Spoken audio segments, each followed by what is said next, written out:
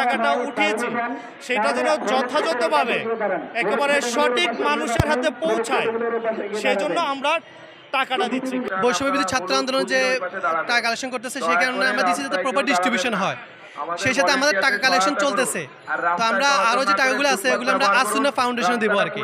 ছোট ছোট মাটির ব্যাংক নিয়ে আসছে, তারা নিজেদের টিফিনের টাকা বা বিভিন্ন তাদের অনুষ্ঠানে যে টাকাগুলো তারা পেয়েছে, যেমন ঈদ উপলক্ষে সালামি, ওই টাকাগুলো তারা এই বন্যাত্ম মানুষদেরকে এনে তারা দিয়ে দিচ্ছে। আমরা ব্যক্তিগতভাবেও দিচ্ছি, কিন্তু যেহেতু এই বৈষম্য বিরোধী ছাত্র আন্দোলন গোটা জাতিকে ঐক্যবদ্ধ করছে, আমরা সামান্য একটু তাদের সঙ্গে শরিক হলাম, তাদের সঙ্গে একাত্মতা প্রকাশের করার জন্য এই সম্মিলিত প্রচেষ্টাটাকেই আমরা স্বাগত জানাচ্ছি, এজন্যই আমাদের এখানে আসা।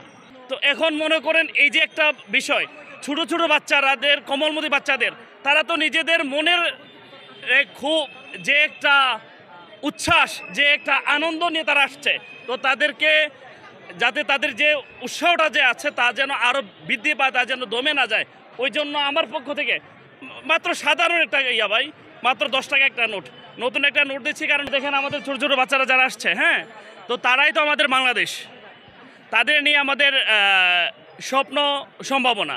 তো এখন তারা যে দেখেন যারা যুক্ত হয়ে বড় ফান্ড করে আমরা নিজেরা গিয়ে টাকা ওইখানে গিয়ে ত্রাণ দিয়ে আসি, তখন আমরা সুস্পষ্টভাবে দ্বিমত করেছি যে আমার ছেলেমেয়েরা আমরা যারা একসাথে কাজটা করেছি সবাই দ্বিমত করেছি। কেন? কারণ আমরা দেখতেছি এবং মনে করতেছি আমরা যদি এই যে আজকে 4-5 দিন হয়ে গেছে, এখনও এমন অনেক জায়গা আছে যেখানে মানুষ এখন পর্যন্ত কোনো ত্রাণ পায়নি, ইভেন ওদের কাছে কেউ পৌঁছতে পারেনি। ফলে আমরা আবার এটাও দেখতেছি যে এমন অনেক জায়গা আছে যে জায়গাগুলোতে বারবার করে গিয়ে মানুষ ত্রাণ দিয়ে আসতেছে। অর্থাৎ আমরা যদি 2টা ট্রাক ভরে নিয়ে যাই, আমার ট্রাকটা যতটুকু জায়গায় রাস্তা ভালো যেতে পারবে, গিয়ে আমরা ওইখানে আশেপাশে মানুষজনকে ত্রাণটা দিতে পারবো। তখন কি হবে, ওরা হয়তো দেখা গেল আরও কয়েকটা সংগঠন ওদেরকে ত্রাণ দিয়েছে, কিন্তু সত্যিকারের যারা এখনও ভুক্তভোগী, যারা এখনও কিছুই পায়নি, তাদের কাছে মানে ত্রাণটা পৌঁছাবে না। তো আমাদের টাকা কালেকশন চলমান আছে, অলরেডি আরও 20,000 টাকার মতো আমাদের উদ্বৃত্ত আছে, সেগুলো আমরা আসুন্না ফাউন্ডেশন দেবো, যাতে আমাদের টাকাগুলো প্রপার ডিস্ট্রিবিউশন হয় এবং এদের প্রতি আমাদের ভরসা আছে।